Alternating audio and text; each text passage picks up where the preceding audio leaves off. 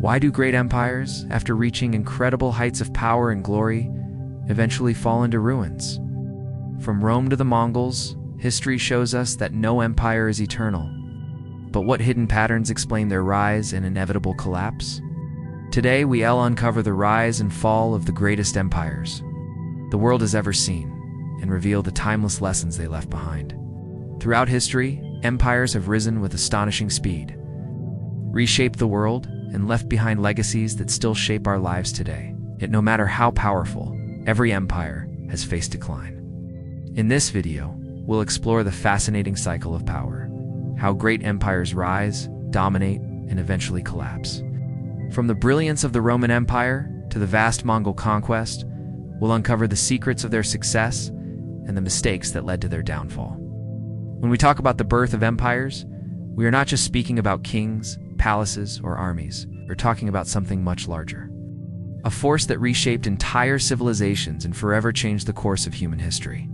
The rise of an empire begins when a group of people, once small and vulnerable, discovers a way to organize themselves in a manner that gives them strength far beyond their numbers. At its core, the birth of an empire is the story of leadership, innovation, and the human desire for dominance and security. In the earliest days of human civilization, small tribes and city-states often existed in constant competition. Resources like fertile land, water, and trade routes were scarce, and whoever controlled them had power. It was in these early struggles that the seeds of empires were planted. Take Mesopotamia, often called the cradle of civilization. Here, small city-states such as Uruk and Ur began as independent centers of culture and trade, but as they grew, leaders recognized that uniting people under a single authority would not only protect them from enemies, but also create a system of stability.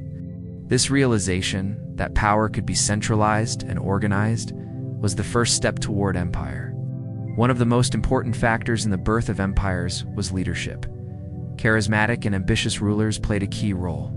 A strong leader could inspire loyalty, instill fear, and bring together fractured groups into one. Think of Sargon of Akkad, who in the 24th century BCE established what is considered the world's first empire. He united various Sumerian city-states through conquest and governance, creating a model that would be repeated countless times in history. Leaders like Sargon were not just warriors. They were visionaries who understood that lasting power came from administration, laws, and control over resources. But leadership alone could not sustain an empire. There had to be innovation. Agriculture, for example, was a game changer. The ability to grow surplus food allowed populations to expand, freed people to specialize in different roles, and supported armies large enough to defend and expand territories. Irrigation systems, canals, and storage techniques meant that entire regions could be fed and supported under a single authority.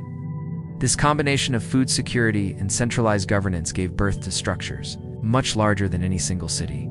It birthed the empire. Trade was another vital spark in the birth of empires. As communities grew and began exchanging goods, the need for organized systems became obvious. Empires often formed around strategic trade routes, controlling and taxing the flow of goods. Egypt's rise, for instance, was deeply connected to the Nile River, not just as a source of food, but as a highway for commerce and communication. The ability to dominate trade meant wealth, and wealth meant influence. Once an empire controlled a trade route, its power multiplied rapidly. Military strength was equally crucial. An empire cannot be born without the ability to expand and defend its territory. But it was not always about brute force. Strategy, discipline, and organization were often the true foundations of imperial might. Consider the early Persians under Cyrus the Great. He didn't just conquer with swords. He integrated diverse peoples, respected local customs, and allowed a level of cultural freedom that made his empire strong and stable. The military provided the means to grow, but tolerance and clever governance allowed the empire to endure. Culture and religion also played central roles in shaping the identity of early empires. Religion gave rulers divine authority, convincing subjects that their king was chosen by the gods. Shared cultural practices united people across vast lands. In ancient China, the concept of the mandate of heaven was used to justify the rule of dynasties, giving their authority a spiritual weight that bound society together. In Egypt, The pharaoh was not just a political leader, but a living god. These beliefs gave empires legitimacy, making obedience a sacred duty rather than just a political choice. Language and writing were perhaps the silent architects of empire building. Writing systems such as cuneiform and hieroglyphs allowed rulers to record laws, track taxes, and administer justice over wide territories. With writing, leaders could extend their control far beyond their immediate presence. Orders could be sent across hundreds of miles, creating unity and consistency within the empire. Without communication, no empire could ever truly function, and writing provided the backbone for that communication. The birth of empires also relied on one essential human trait: ambition. People have always sought to expand, to acquire more land, more wealth, more recognition. This desire pushed leaders and societies to go beyond mere survival and instead aim for dominance. Every empire began with someone looking across the horizon and deciding that what they had was not enough, that their destiny was to control more. This ambition was not always fueled by greed. Often it was tied to a belief that expansion brought order, stability, and even civilization to others. But whether noble or selfish, it was ambition that drove tribes into city-states, city-states into kingdoms, and kingdoms into empires. From Mesopotamia to Egypt, from the Indus Valley to early China, the pattern was strikingly similar. People united under strong leadership, developed systems of governance, harnessed innovation, and expanded through military power and trade. These elements combined to create something larger than the sum of its parts. The empire, a machine of power that seemed unstoppable at its birth. Once an empire is born and its foundations are secure, there comes a moment in history when it rises to unimaginable heights. This is the Golden Age, the point when ambition, innovation, and organization combine to produce an era of prosperity and influence. That not only dominates its own time, but echoes through centuries. The heights of power are marked not only by military dominance, but also by cultural brilliance, scientific discovery, economic strength, and a sense of identity that makes people believe their empire is destined to last forever. The Roman Empire is perhaps the most iconic example of an empire at its height.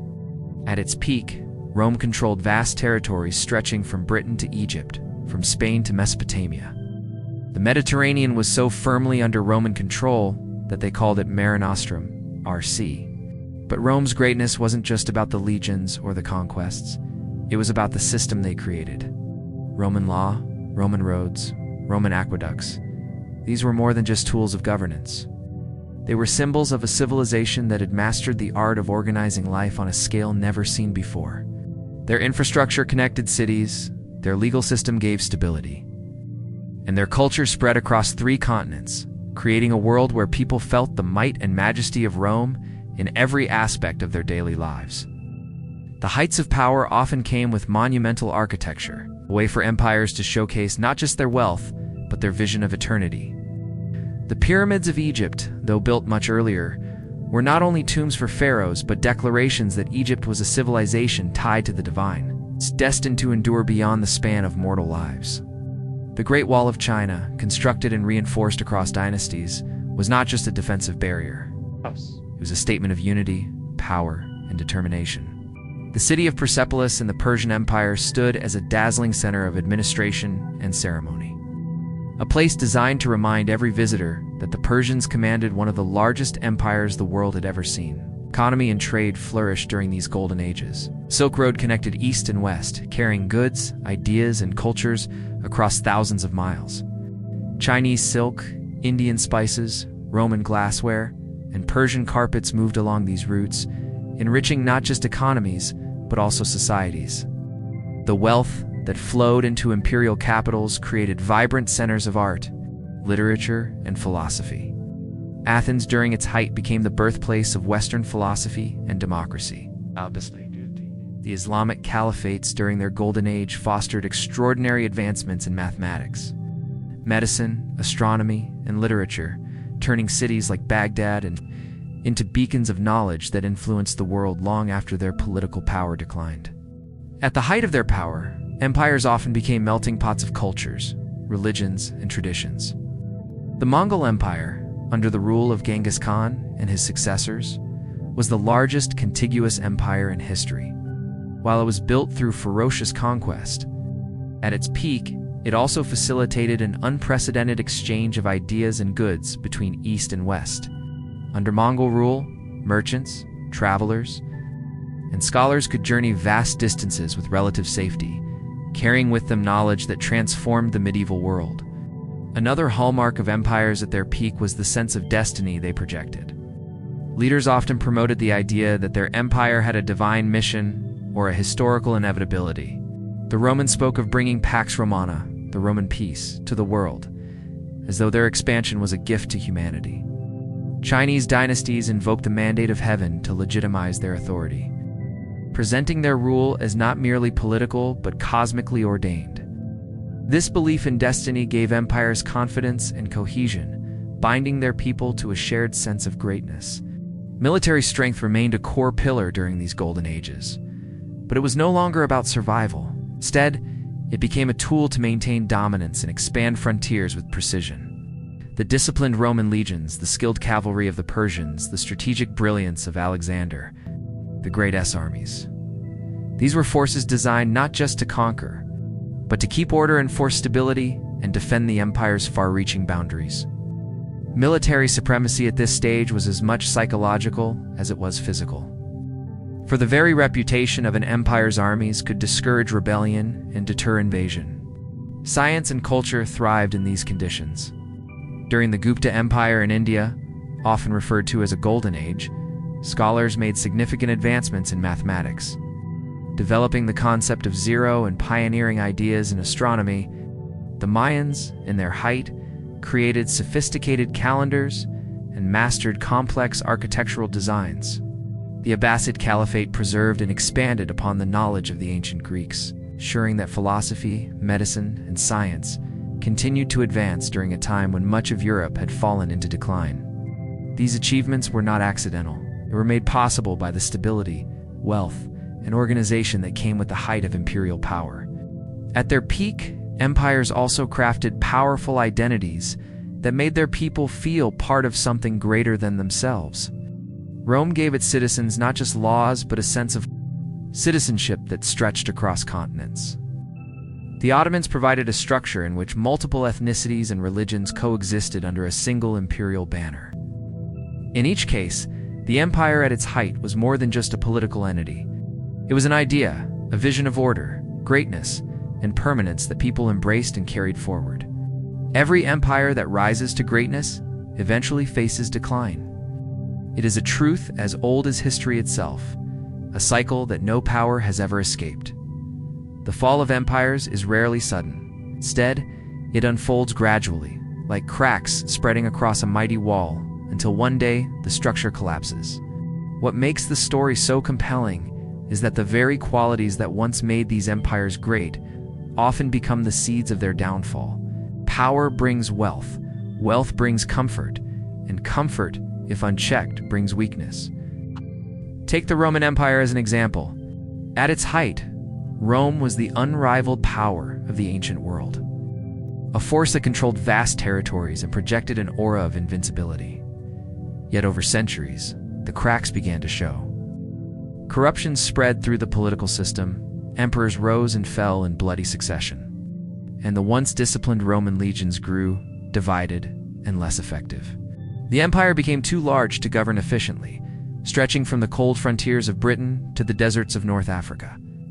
Resources were drained, borders became vulnerable, and enemies who once feared Rome began to sense opportunity. By the 5th century, the Western Roman Empire had crumbled, leaving behind ruins where greatness once stood. But Rome was not unique. The Persian Empire, too, with its vast roads, tolerant governance, and unmatched wealth, eventually fell prey to the same forces. When Alexander the Great marched eastward, he found an empire weakened by complacency and infighting. The Persians had ruled for centuries, but over time, their administrators grew corrupt. Their leaders lost the vision of their ancestors, and their once mighty armies faltered. A single determined conqueror could topple what once seemed untouchable. The Mongol Empire, the largest contiguous empire in history, also illustrates this inevitable pattern. Born from fierce military genius and the ruthless ambition of Genghis Khan, it expanded at a breathtaking speed. But after the founder's death, unity splintered. The empire was divided among heirs, each seeking power for themselves. Without the unifying leadership of Genghis, internal rivalries eroded strength.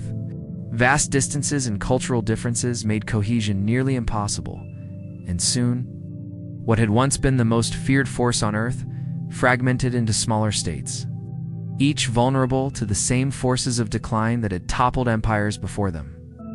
One of the recurring themes in the fall of empires is overextension. Success often drives empires to expand too far, too fast, taking on territories that are difficult to govern and expensive to defend. The Ottoman Empire, for centuries, a dominant power bridging Europe and Asia, eventually found itself exhausted by endless wars. Its armies still marched, its sultans still ruled from Istanbul, but the empire's resources were drained, and its administrative system lagged behind a rapidly changing world.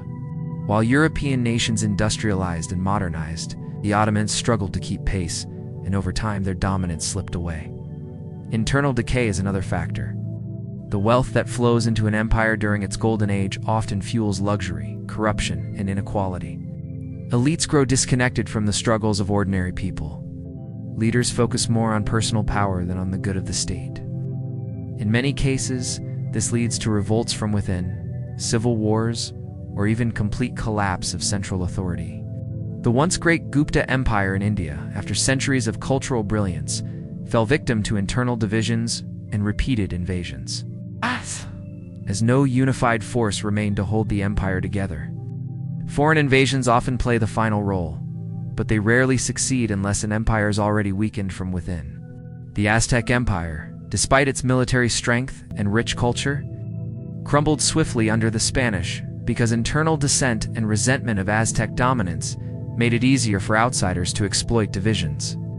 Similarly, the Inca Empire in South America, vast and organized, collapsed almost overnight when faced with Spanish conquistadors, not solely because of superior weapons, but because disease, internal strife, and fragile unity had already undermined its foundation. Economic troubles, too, haunt the stories of decline. Inflation, reliance on slaves, exploitation of peasants, and unequal distribution of wealth weaken societies from the inside.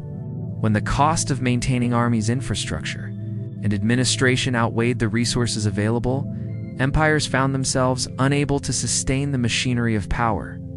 The collapse often became inevitable as treasuries emptied and loyalty faded. Another silent killer of empires is failure to adapt. The world changes, but empires often cling to old systems, confident in the belief that what once worked will always work.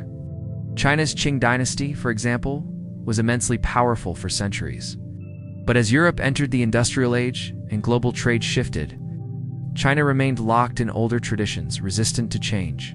By the time it attempted to modernize, it was already vulnerable to colonial powers who imposed their influence and carved away its independence. Cultural stagnation often followed political and economic decline. When innovation slowed, when societies stopped questioning and stopped seeking improvement, they became rigid. This rigidity left them unprepared for new threats or new ideas. Greatness became a memory, celebrated in monuments and traditions. While the present reality slipped further from the heights of power once enjoyed, the fall of empires is not just a tale of battles lost or leaders assassinated. It is a deeper story of human nature, of ambition giving way to arrogance, of unity dissolving into division, of strength corroded by excess.